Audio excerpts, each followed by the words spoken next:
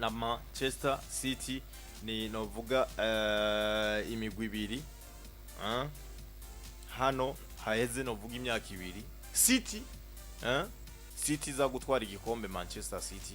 nako City za gutwara igikombe Arsenal mu minota ya nyuma Arsenal yagikoreye canke yapambanye novuga sezo yose ariko ukabona yuko ku byo novuga City za ikabatwara igikombe hari byo novuga Arsenal twoyivuga ku canke twobona yuko ari vyiza imbere ya City kuko ubwo uragenda kuraba ukabona yuko equipe ya City bugiheruka gutsinda Arsenal kera nko mu mwaka uheze ntabwo Arsenal ntabwo City tuyizi novuga yatsinze Arsenal urumva nk'iyo ni ikintu kiri positive novuga kuri ino equipe ya Arsenal iyi match uyibona guteka ki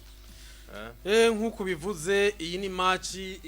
izoba ikomeye ku munsi w'Imana kuko ni imigwi yose tubona yuko nkuko bivuze Arsenal kuva muri 2020 na dufate na gatatu ni Arsenal nivyo mvuga muri Premier League ni Arsenal ubona yuko yatsinzwe na City muri 2023 match aller na retour ariko mucerekeye muri 2024 muri Premier League Arsenal yaraje 2023 tariki 8 ukwezi kw'icumi 2023 Arsenal yatsinze kimwe ku musumwa wa Arsenal wa Man City baragaruka muri 2024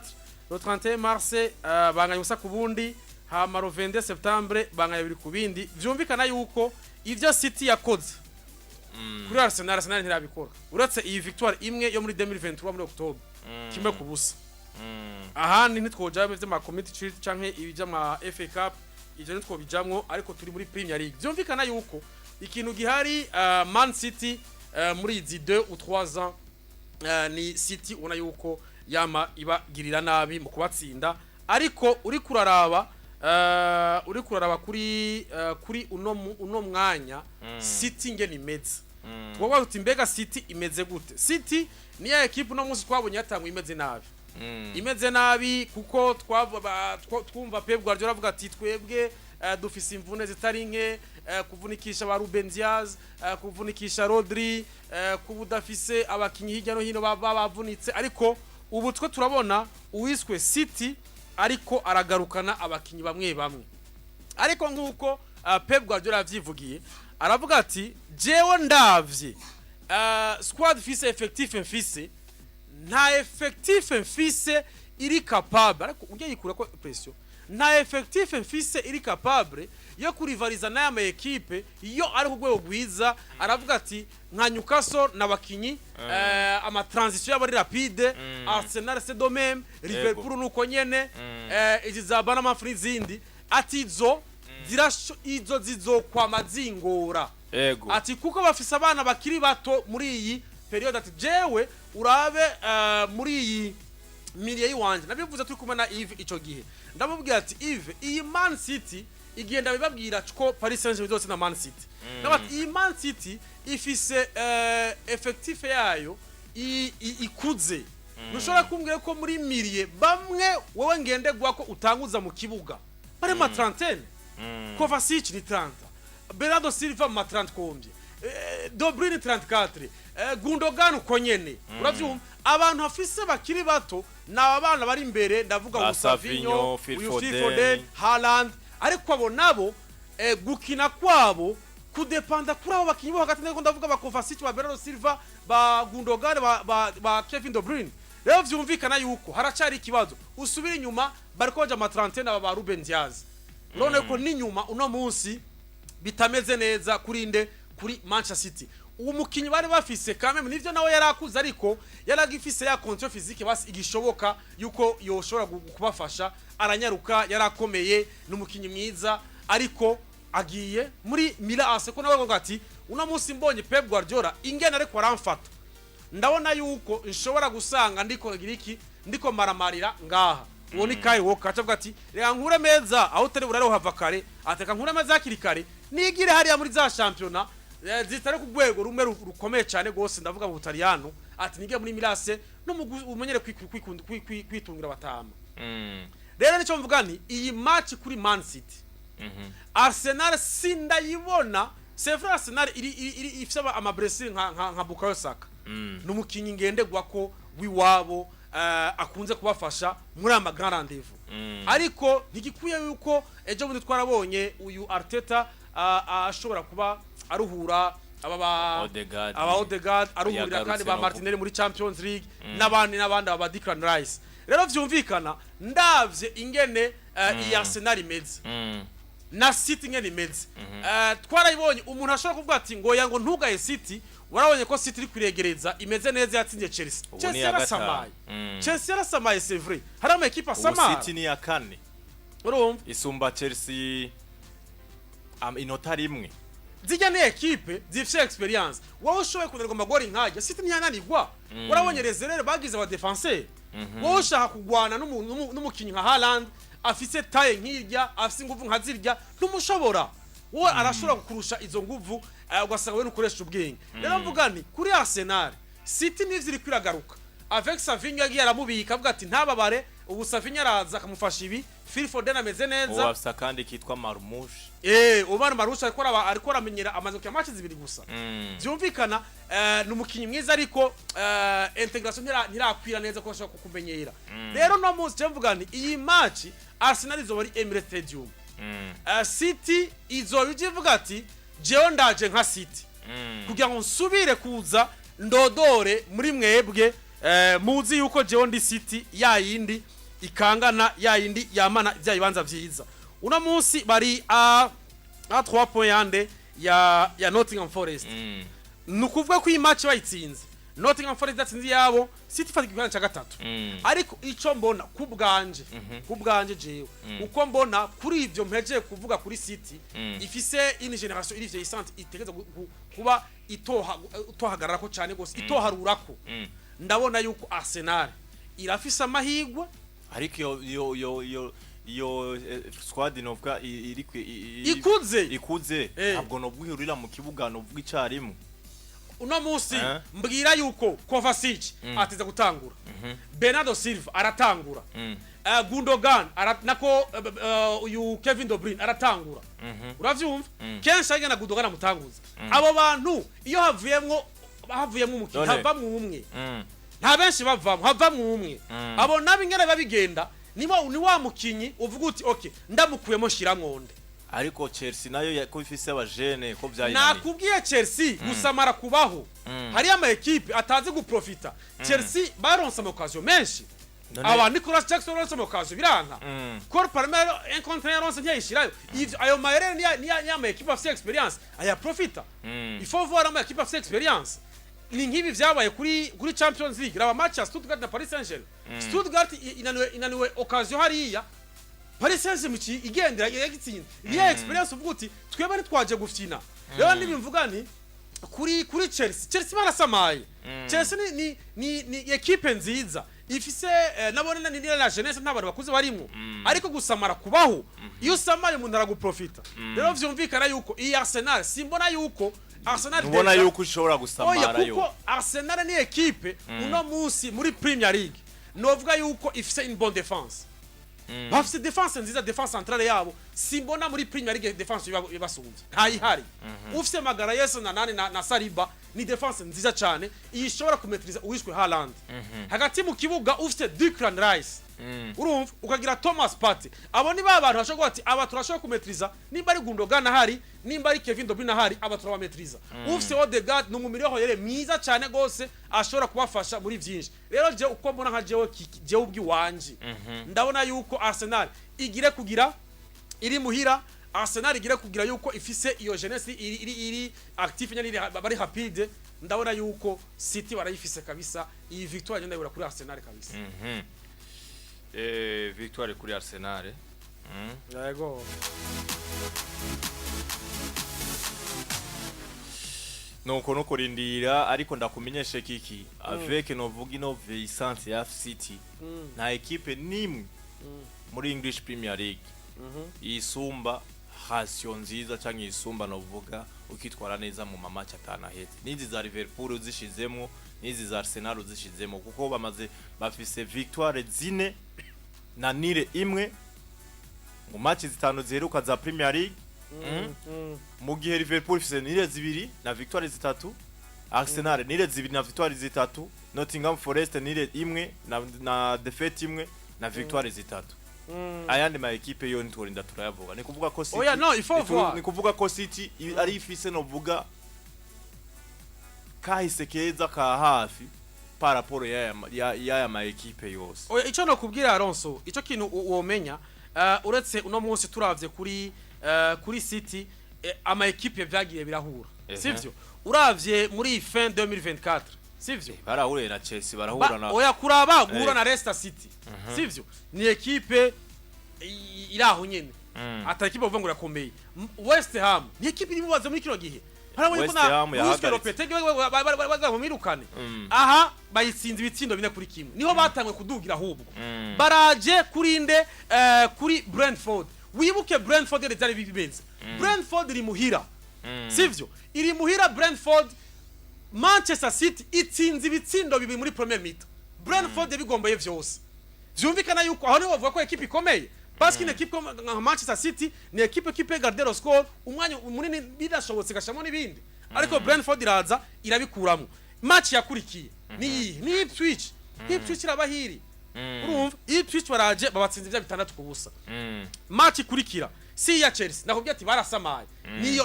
Niyo parcours bagize baraza ubageze muri bifo. Muri Premier League ko bimeze, muri Champions ko bimeze. Iyo uciye ahantu ukaronka za equipe zito muhuye. Wowe kamera kuziprofita bwati ntibansinde wisanga muri ivyo bibanza nyene. Ariko nimba wewe uri Tottenham ugahura na equipe ibayabaye. Iyi Ipswich nturi kuravuga yaratsinze Chelsea. Yatsinze Chelsea. Muri Bwongereza kiki twumvikana yuko ata equipe nto ibaho. Ntumbwire ngo batsinze ngo ibitsindo bitandatu cyangwa batsinze ibitsindo bingahe. Iyi Leicester City si yevuye gutsinda Tottenham Hotspur. Nakubwiye Tottenham uno munsi Tottenham uri kuvuga ngo uno munsi Tottenham ariko Tottenham Hotspur icyo nemeranya no uvuga n'abantu ndemeranya yuko mu Bwongereza amanota ukura kwa Tottenham Hotspur abanganya n'amanota ukura kwa Southampton abanganya n'amanota ukura kwa Ipswich Town yose abanganya na tatu nivyo nta Bwongereza nta equipe nto yibaho ariko izi za Southampton izi za nyuma za Southampton ziba ziriko zirapfa morarma ziba ziriko zirapfa morarma ejo bundi si Wolverhampton twako turabana match nawe bakina na Arsenal Wolverhampton ni hatswe kugarika Arsenal nico ndakubwira ni hatswe kugarika Arsenal iya taba no vuga kumbure no vuga Esprit yo mukinyi w'inyuma wa Carafiori abasatirize ba Arsenal bari he byari byaheze rero amanota City yakuye kuri no migwi ni nkuko novuga yindi migwi novuga nayo nyene ariko none Arsenal yatakaje amanota kwande yatakaje amanota kwa Brighton sivyo eske Brighton nayo nyene woshira mu migwi ikomeye cyane gose Brighton ikomeye he ku buryo Brighton ikomeye he Brighton imeze neza ku buryo Arsenal yozika ikanire kwa Brighton kwa tatuvuga ngo ivyo nibisanzwe c'est possible ko nakubwira c'est possible rero no kuri c'est possible no kuri za West Ham zande iyi West Ham ivuye kunganya na equipe ya Aston Villa ni si weekend heze kimwe ko kindi none Aston Villa ntihagaritse Arsenal mu Bwongereza nta equipe nto iba rero nico uvuga ngo City yahuye ngo n'ama equipe yoroshe none ko yahuye n'ama equipe yoroshe City profiter izo equipe muri rusangi jewe cyo nemeranya nuko City iri kwiragaruka yego pempo ko twoyivuga ngo ifise squad charge cyangwa iki ngo cyangwa no munsi yanyere cyangwa iki iri kwiragaruka n'ikimenyame kuri kwiragaruka iri ku maseri y'amamacha ngaho idataka yego ico ndacumva Contrairement na ma equipe match izobikomeye izobiryo match izobikomeye yego kabisa ariko je navuze selon moi ndavye ivyo navuze ndavuze nk'ivyo yavuze ko ati ama transition rapide ya ma equipe aya naya kandi ni ibintu byumvikana kuko rabonye ama transition rapide ya Paris Saint-Germain yarayiteye kuwa amazi kuko na munsi niho kwibaza yuko uwiswe Kevin De Bruyne yokinye 36 yose ariko ariruka n'umupira nabo bana bakiri batoyi byarabonetse ko yari yarushe kuri Man City bari bahwereye rero byumvikana yuko navuze ni ibi bishobora kubakora kuko uravye abakinyi bameze neza ha abakinyi b'inyuma bameze neza kuri Arsenal abakinnyi hagati mu kibuga bameze bien uretse imbere uno munsi niho Arsenal bishobora kubashikira bikagenda nabi uno munsi ufise Martinelli ukagira uyu Ethan Waneri kuko ni wazoja hariya ku ruhande rwa Bukayo Saka ukatugira umusatirizi Kai Havertz muri ico gihe ngaho ibitsindo kuboneka vraiment si kintu wizera cyane gose kuko uno munsi ego Ethan Waneri n'umwana akina neza aracari muto aranyaruka ariko aracafise kakantu nyene ka experience kaba kabuze uvuga uti uhuye n'umukinyi afise experience ashobora kugusumbya ubwenge ubucanke buriya uhuye n'aba ba Vardiol canke ba Kanji ukaraba kuri Martinelli ego arashobora kubafasha il est rapide aradribla neza ariko nta bintu vyatani nta bitsinda afise uno munsi Kai Havertz urabona yuko wapi ega musanzwe hari ikintu cakugora difference muri Arsenal cakubona Bukayo Saka Bukayo Saka yabonye ibintu vyanse arazi kudribla yaranyaruka arakanyaruka akadribla kinja muri phase de réparation giso kaboneka rero vyumvikana Arsenal ishobora kugira ingorane yo gushobora gukonkretiza aba occasion yabo kwera attaque yabo ari navyo vyashikiye Chelsea hama City irikosora kuko City yo ikomeye imbere urumva ahandi harahobaho Arsenal nayo ikomeye inyuma ne hagati imbere haraho tu niyo ngorane rezo reka turindire gahunda ni ku munsi w'Imana saa 12 n'iminota 30 ariko Liverpool nayo izoba yagendeye Bournemouth kipi sigaye iryo match ikomeye rwose naco gituma navuze nti burya kubona uwiswe Arne Slot kuri Champions League ahura na PSV yemera araheba iry'amazi yega twarya micuka atigera mu kine mutsinze sawa mudatsinze kuko simba muri rewite urumva si vya bindi mvuga nti uko Liverpool no musi meze na Barcelona ntiyashoboye kubiprofita ishoboye gufata ikibanza ca mbere ariko uko bimeze kose Liverpool afata ikibanza ca kabiri urumva vyumvikana mu gihe yogira Barca yitsinda ariko yavuga ati uko bimeze kose muri Premier League ndakeneye Premier League gose kuko uje aho hantu habiri hose avuga ati mfise Bournemouth ivuye gutsinda 4-1 umugwa Newcastle iraje kuri Nottingham Forest yangoye intsinda muri matchare inganya nanje muri match retour iba kubisa ibitsinda 5 none je umva uyo muntu ko yoroshe rero vyumvikana yarabitsa abakinyi iyi match ni match igoye gose kuri Anslot Bournemouth izobiri muhira ariko Bournemouth nawe nivyo uriko witwara neza iki nico gipimo rero watsinze Newcastle bitsindo vyinshi 4 utsinda Nottingham Forest 5 kipi irajyana match urumva ibitsi zibiri match 9 ibitsi 9 ndahora kumutinya uwo muntu unganya na Chelsea bibiri ku bindi utsinda Everton kimwe ku busa Everton nayo ikomeye mwino minsi kugira uyitsinda nibaze ngo bavyoroshe ndetse unatsinda nako unganya na Fulham bibiri ku bindi equipe ya Bournemouth imeze neza cyane gose kabisa ndakunda squad ino equipe yavyutse neza dango watara gutsinda 3 uriya Semenyo bitagira umustar urumva ba Justin Kluivert babiriwe ngaho onye n'abakinyi beza bitwa ba Christie zo bari match nayo nyene yo gukurikiranira hagufi muri rusangi nuko bizoba byifashe ariko reka novuga dusimbe gato hariya muri La Liga tunyarutse ariko tiraje sore hajya gute imeze gute mukanya dusabe afisa aze adushiremo turabe ingene biriko biragenda ariko ayaberekana kuri chaîne ngira 11 niyo chaîne bakunze no vuga ko gucishamwe no vuga amatiraje sore n'ibindi ariko reka dukwakwanya rosto wabwire nkino zari muri La Liga ni kuno munsi sazine Leganés yakira umugwara yo Vallecano ku munsi weje saa 9 Getafe bakira Sevilla isaa 10:15 ku munsi weje Villarreal yakire Real Valladolid Atletico Madrid izokwakira Mallorca Espanyol Barcelona izokwakira Real Madrid ku munsi w'Imana Barcelona yakire Deportivo Alaves azoisa 9 iya Real Madrid ni saa 4 z'ijoro ku munsi wa gatandatu ku munsi w'Imana isaa 9 Barcelona izokwakira Deportivo Alaves isaa 10:15 ku mugoroba Valence yakire Celta Vigo hama isaa 1:30 Osasuna yakire Real Sociedad isaa 4 z'ijoro umugwi wa Real Betis uzokwakira umugwi wa Atletico Bilbao hama ku munsi wa mbere saa 4 Girona yakire Las Palmas niko izoyimeze muri ya liga kundwi yabo ya 22. Nuko rero mwumvise kundwi igira 22 match equipe ya Real Madrid ifise ni ku munsi w'ejo saa 4 z'ijoro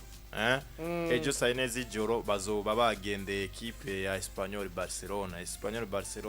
bari mu kibanza kibi ca 18 hariya hepfo cyane gose ariko Barcelona nayo bazoba bafise match imuhira aho bazoba ariko bakira equipe ya Deportivo Alaves hakiri kare saa 9 bazokwakira Deportivo Alaves saa 9 z'umutaga saa 9 z'umutaga Deportivo Alaves babarizwa mu kibanza ca 17. Je naona Real Madrid na za Barcelona ziko zigenda zitana mu mitwe n'ama equipe novuga ari musi cyane ko byari bimeze novuga muri kuri journée heze aho Real Madrid yakinye na Real Valladolid ya nyuma hama Barcelona ikina na Valence ya 19. Rero no ubuno naho equipe ya Real Madrid izokina na Espanyol Barcelona 18 hama Barcelona na yikine nino equipe ya 17 ya Deportivo Alaves azoba ari gihe cy'isaha 9 ku munsi wa kangahe ku munsi ku munsi w'Imana. Atletico Madrid yoyo izotara mitwe na Real Mallorca ya kangahe Real Mallorca Atletico Madrid ifise match na Real Mallorca ne ya gatandatu. Tuje mu Butaliyano tunyarutse cyane gose ndabona hari ibirori byatanguye mbona hariya wari imbere ya ma decoder ya Canal kuri chaîne ya 11 urashobora kurorera tirage au sort iri kwiraba kuri Champions League nuko Alonso reka dukwakwaye tubabwira mu mashampiyona macha tugaruka kuvuga kuri iyi tirage au sort mu Butaliyano bazoza ku ndwi yabo ya 23 aho rero uyu mugwi no munsi saa 3:45 Parme la Chiareche ku munsi w'ejo inkino zihari isaha 10 z'umugoroba Udinese kwakira Venezia Monza yo masanye yakire Verona isaha imwe z'ijoro Atalanta yakire Torino isaha 3 z'ijoro ni 5 Bologna yakire Como hama ku munsi w'Imana isaha 7:30 Juventus kwakira Empoli Fiorentina isaha 10 yakire umugwi wa Genoa hama Milan AC Derby de la Madonnina izoba ku munsi w'Imana isaha imwe z'ijoro Milan AC yakira umugwi wa Inter Domira hama isaha 3:35 Roma yakira Napoli niyo match ni match ikomeye hama ku munsi wa mbere Cagliari isaha 3:45 izokwakira Lazio de Rome. Match ya AC Milan na Inter Domira Derby de la Madonnina Derby Madonnina hariya rero bakakubwira yuko ukarabona yuko uno mwaka umwe basi kuri AC Milan bariko bagenda no vuga bikura mu byara bya biriko biraza AC Milan igeze ku bibaza cindwi bitandukanye n'imyaka iheze aho Inter Domira yazitsinda byinshi AC Milan kuko wibuke neza kiki AC Milan yakuyemwo Inter Domira muri Copa muri Super Cup babatwaye igikombe babanje babakura bakwanza muri demi-finale urumva kiba ikintu ciza cyane gose ariko uravye novuga muri fazare hagati ya AC Milan na Inter Domira uraza kubona yuko ino equipe mbega byagenze gute nuko hari anye AC Milan yatsinze Inter Domira 3-2 AC Milan yatsinze 2-1 2-1 ni kuvuga ko muri no saison bamaze guhura inshuro zibiri AC Milan yose izo nshuro zibiri zose AC Milan itahukana intsinzi mbega bizoba bimeze gute novuga kuri ino match zo bigone ni kibuga kimwe basanzwe basangiye ni hariya Milan ko rizo kwakira kitwa San Siro ari Inter Domira yakira kitwa Giuseppe Meazza ariko uko biri kose urabona iyi difference ihari ni Inter Domira zigaye guruka c'est vrai Inter Domira ego nako na AC Milan ko yitwara neza kuri yitwara neza n'ivyo ni kwa cindwi ariko Inter Domira kibana cha kabiri isumbwa aha rero ico mbona kuri aha Inter Domira iteze gushama inguvu kuko urabona yuko igiziki iri kuri A3 point ya Napoli Napoli na FC match izokwagiwa na Roma. Urumva ngaha nugu profit uvuga uti ndaye ko nufata ikibana ca mbere. Niyo match ya Roma na Napoli ni match ikomeye cyane. Match ikomeye. Napoli nayo nako Roma ugiye kuraba bariko bitwara neza cyane gose kuko nabo nyene bafise novuga victoire zitatu kuri nire zibiri kuri match zitanu baheruka gukina nibwo arabicenda ni equipe ubona yuko nayo nyene iri kwirivyukiranya rero ko biri kose tuzoraba match nziza cyane gose novuga ku ruhande rwo mu Butaliyano hariya anye reka dukwakwane no muri Bundesliga tubabwire yuko kuva no munsi bazaba binjiye kuri 20e journée Werder Bremen baza kukina na Mayence saa 3 z'ijoro saa 3:30 z'ijoro hama ku munsi w'ejo Bayern Munchen bazotana mutwe Werder Bremen wumve ko ari y'icenda baza kuba batana mutwe na Mayence ya gatandatu nimigwi novuga yegeranye Bayern Munchen ya mbere ejo bazotana mutwe na equipe yitwa Holstein Kiel ya 17 hama Stuttgart ni ya kane bazokwakira Bayern Munchen y'umunani nako Borussia Mönchengladbach y'umunani hama Heidenheim ni ya 16 bazokwakira Dortmund ya 11 Bochum ni ya nyuma bazokwakira Fribourg ya 10 hama St Pauli ni ya 13 bazokwakira Augsburg ya 12 Union Berlin ya 14 bazokwakira Leipzig ya gatanu hama ku munsi w'Imana ni Eintracht Frankfurt ya gatatu bazokwakira Wolfsburg ya yindwi hama Leverkusen ni ya kabiri bazokwakira Hoffenheim igeze mu kibanza ca 15 kugeza ubu unye turangije novuga muri Ligue 1 canke mu Bufaransa nuko uno munsi Montpellier baza kwakira equipe ya Reims hazoba igihe cy'isaha 3 zuzuye neza nako 3 n'iminota 45 Montpellier na ba 17 bariko bava hariya mu mirongo utukura Lens na bindwi hama ejo Brest y'umunani bazokwakira Paris Saint-Germain ya mbere Monaco ni ya gatatu bazokwakira Auxerre ya 11 hama Lille ni ya gatanu bazokwakira Saint-Etienne ya 15 ku munsi w'Imana Stade Rennais yaronse umumenyereza mushasha Habib Bey ni wagiye kubamenyereza Stade Rennais avuye muri Red Star Stade Rennais rero izokwa ya 16 izokwakira equipe ya Strasbourg ya 9 hama Stade Reims ya 12 azokwakira Nantes ya 14 Angers ya 13 bazokwakira Le Havre ya 18 Marseille ya kabiri bazokwakira Olympique Lyonnais ya gatandatu imigwi ibiri komeye hari yanye mu Bufaransa izoba ari match ya saa 3 n'iminota 45 ku munsi w'Imana nuko bizoba vyifashe hari anye mu Bufaransa